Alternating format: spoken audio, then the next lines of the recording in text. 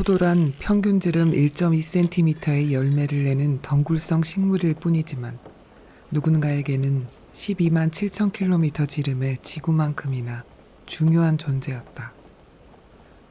1억 4천만 년 전 출현해 한 번의 빙하기에서 살아남은 방주를 만들어 종말을 피한 인류의 조상 노아가 배에서 내리자마자 처음으로 심은 이 농작물은 결국 메이지 시대 일본 농상무성의 한 공무원으로 하여금 유럽으로 가야겠다고 결심하는 계기가 되었다. 반슈 포도원에서의 쓰라린 실패 이후 후쿠다는 실제를 갈망하게 되었다. 직접 유럽으로 건너가 지식과 경험을 배양해 포도 재배의 신기술을 습득하고 싶었다.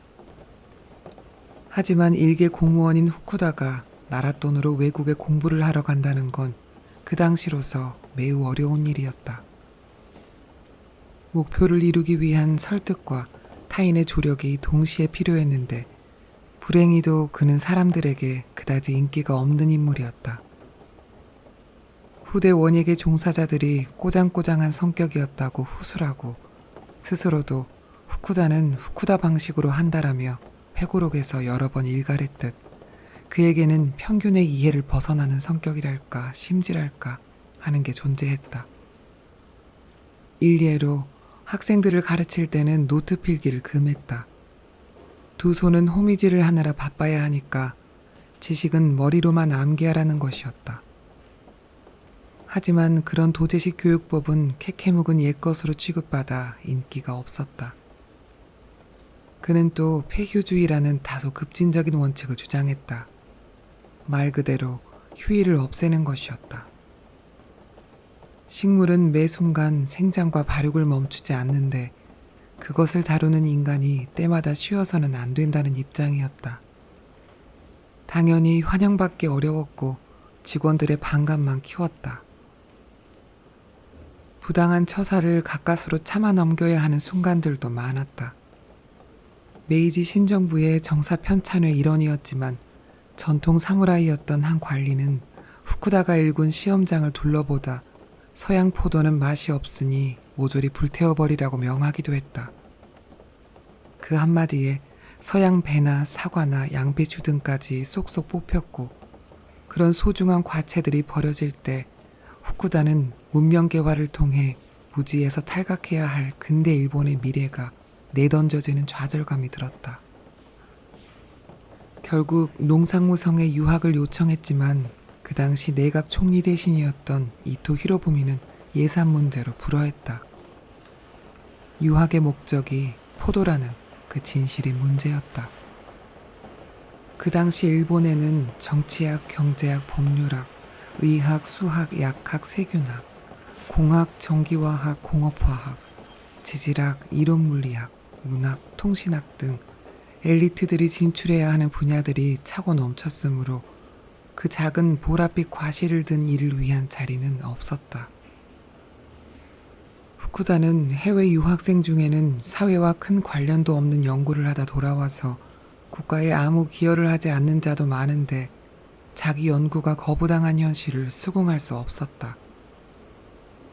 그는 그런 불만을 혼자 삭힌 것이 아니라 실제로 주장하고 다니면서 굳이 적을 만들어냈다.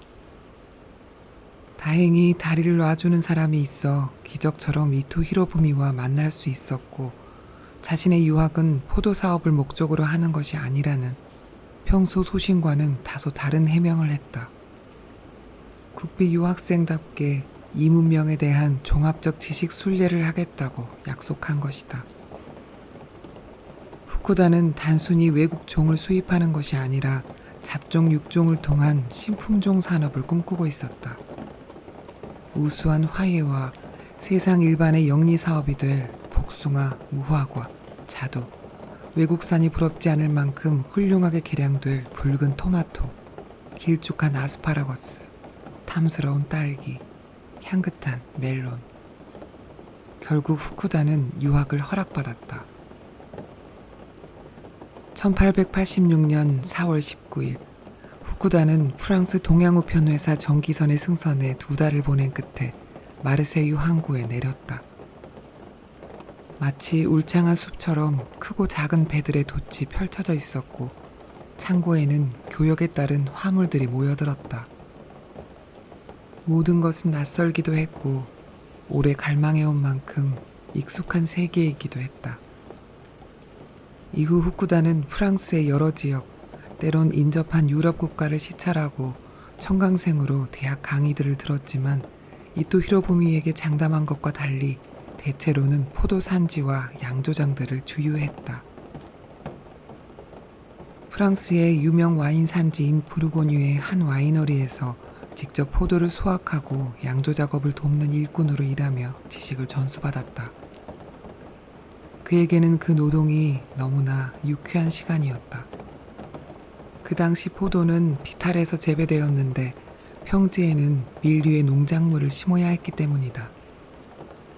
그는 언덕배기에 위치한 포도원을 열정적으로 오르내리며 혼신의 힘을 다했다.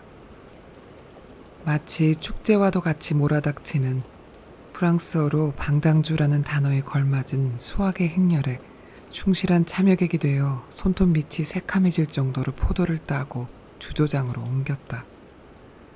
그렇게 그의 지식은 오크통 안의 포도즙처럼 육체와 정신으로 발효되어 갔다. 하지만 어느 날 그는 몸이 평소 같지 않다 느꼈고 이내 고열로 쓰러졌다. 병원에 실려가 진찰을 받아보니 비극적이게도 장티푸스였다. 의사는 후쿠다가 24시간 내에 죽을 것이라고 진단했다. 그리고 시신 처분을 위해 파리 주재의 일본 공사관에 전보를 보내 사람을 부르라고 독촉했다. 포도를 너무 좋아해서 죽다니. 태블릿 PC로 장티푸스를 찾아보던 사나는 한숨을 쉬었다. 이번에도 벌레가 문제였다며 장티푸스는 살모넬라 타이피균에서 발생하는 급성 전신 감염 질환으로 파리가 매개체가 될 수 있다는 설명을 소리내 읽었다. 사나는 뭔가를 너무 좋아하면 역시 안 되는 것 같다고 말했다. 불행해진다고. 나는 사나가 쓴 불행이라는 무거운 단어가 신경 쓰였다. 왜 사람들은 다 그렇게 너무 좋아하는 게 생겨버리는 걸까? 엄마도 돈이면 다 좋다고 하고 오빠는 게임만 하고 이모도 그런 게 있어? 나는 생각을 더듬었다. 좋아하는 상태를 더 심화시키는 너무라는 부사를 사용해 본 적이 있는지를. 좋아하는 마음에 대해 생각하면 늘 금성무. 어쩜 성마저 이시라서 조선의 명장군과 이름이 같아져 버린 순신이 떠오를 따름이었다. 어른이 되고 나서도 연애가 시작되거나 끝이 날 때면 서류철을 딱 닫아 보관하듯이 그때와 비교해 보곤 했다. 거기서 얼마나 걸어 나왔는지를. 그런 경우로 이모는 이순신을 들 수 있을 것 같은데? 이순신 장군? 정말? 사나는 되묻더니 이모 약간 역사 덕후인가 보네 하고 중얼거렸다. 나는 굳이 해명하지 않고 웃었다. 사나는 어때? 나는 아직 없어. 그건 좀 무서운 일인 것 같아. 이 포도과학자처럼. 나는 과학자가 아니라 원예가라고 정정하려다가 그리 틀린 말 같지는 않아서 그냥 두었다. 사나는 화제를 받고 그 말 없는 아이와 좀 친해졌다고 전했다. 최근에 이모가 얘기해준 포도뿌리 혹벌레를 그려줬는데 의외로 그 그림이 아이의 말문을 열었다고. 나는 선물로 벌레를 그려준 사나의 발상도 신기했지만 대화를 나눈 것도 놀랍다고 생각했다. 이름이 수미가 아니라 스미였어. 스민다고 할 때 스미. 걔가 말해줬어. 이름이 특이하네. 틀리게 부르는 사람이 더 많겠다. 응, 상관은 없대. 이야기를 나누면서 알게 된 의외의 사실은 또 있었다. 지난번 우리를 곤혹스럽게 했던 스미의 그림도 곤충이라고 스스로 말한 것이었다. 포도뿌리 혹벌레에 대한 사나의 열이 있는 설명이 흥미를 끈 것 같았다. 이모가 한번 맞춰봐요. 곤충 중에 뭐였을지. 개미? 매미? 땡. 딱정벌레? 아니야. 그럼 뭔데? 벌. 나는 벌은 정말 예상 밖인데 하고 말하면서 사나에게 초콜릿 음료를 더 따라주었다. 그래서 내가 학교 뒷산에 벌집 달린 나무 있다고 알려줬거든? 그래, 거기 벌들이 살잖아. 그랬더니 스미는 자기도 그런 곳을 알고 있다고 말했다고 한다. 자기가 다니다 온 학교는 서울에 있고 학교 후문을 나와 좀 걸으면 오래된 창고가 하나 있다고. 그 지붕 아래 벌집이 있었고 자기는 학교 시간에 그 아래 서 있곤 했다고.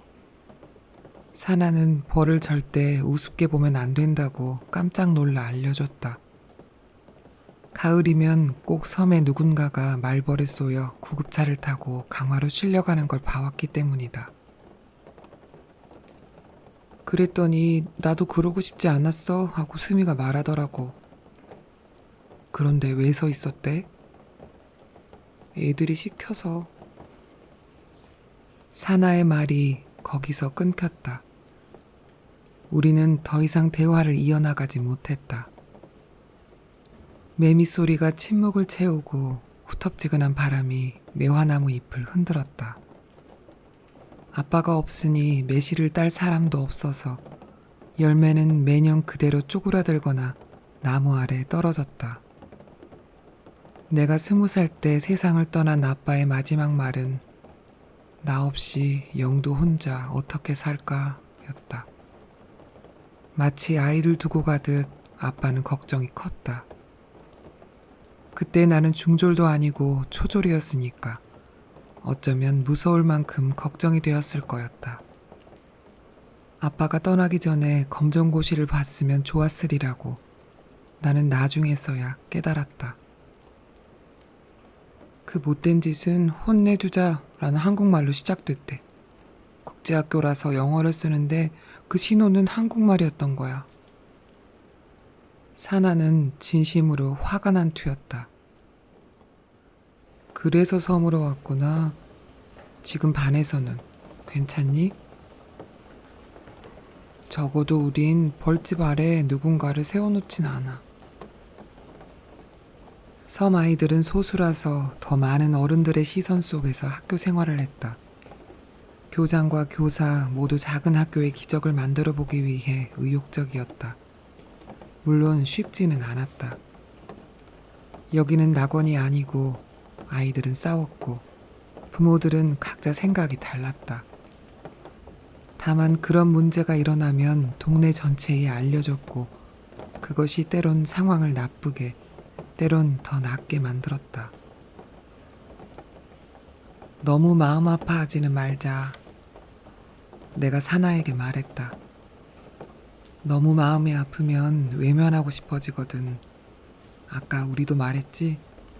너무를 조심하자고. 맞아, 죽으니까. 아니, 그 사람 안 죽었어. 1927년에 죽었으니까 죽긴 죽었지만 그렇게는 안 죽었어. 이야기가 끝난 줄 알았던 사나는 눈을 동그랗게 떴다. 정말? 기적적으로 살아나서 시체 치우러 올 필요 없다고 전보에다가 직접 답장을 썼대. 아, 근데 너 전보가 뭔지 알아?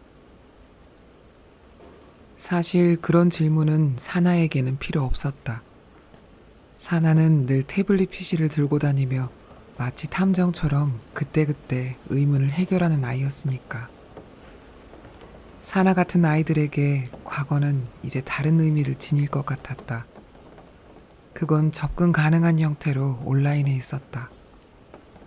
사나는 검색으로 정보에 대해 찾아보더니 다른 사람이 써서 보내주는 거면 비밀은 적을 수 없는 편지네 하고 논평했다.